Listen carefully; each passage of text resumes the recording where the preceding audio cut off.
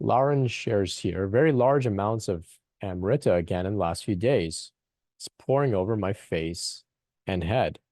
Today, up to my chest, as if I had a dress over up to my breasts. Very, very intense experience. So I'm very tired today. What does it mean that it only went down to my chest? Anything special? Thank you. Maybe a word more about Amrita. Okay. Yeah, so Amrita is, it's the divine nectar.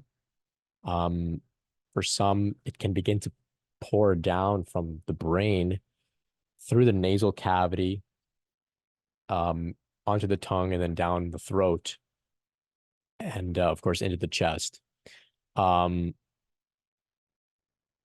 it may, in some situations, be associated with the movement of the tongue to the back of the mouth by the soft palate. And in some cases, if your tongue is flexible, it may actually go upwards. The tip of the tongue may go upwards towards the sinuses. In yoga, this is called Kechari Mudra. Just like how we can make mudras with our fingers, we can also make mudras with our tongue and certain sections of the mouth. So Kechari Mudra, if you would like to look into it more, this is the Sanskrit word Kechari Mudra. So that can stimulate this divine nectar to flow down. In the beginning, sometimes it's a little salty, it's a little bitter. Over time, it can become quite sweet. As it moves down, then we sort of can swallow it.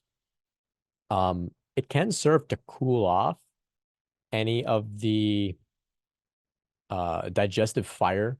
That's the purifying fire of Kundalini can be cooled off a little bit with this Amrita.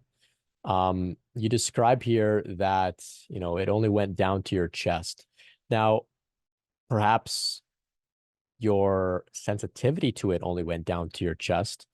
Perhaps only enough flowed down that it sort of trickled and fizzled out by your chest. But in time, perhaps if it's necessary, more will flow down and make it down towards the rest of your stomach and whatnot. It's just something that, we don't necessarily have to chase after. Not everybody will experience it. It has some interesting functions and purposes, and it's a sign of some pretty meaningful stages of the path. You may like to look more into this idea of Kechari Mudra in association with Amrita, just to see what comes up in your own research. You may be guided to some particular things, but it's an interesting experience.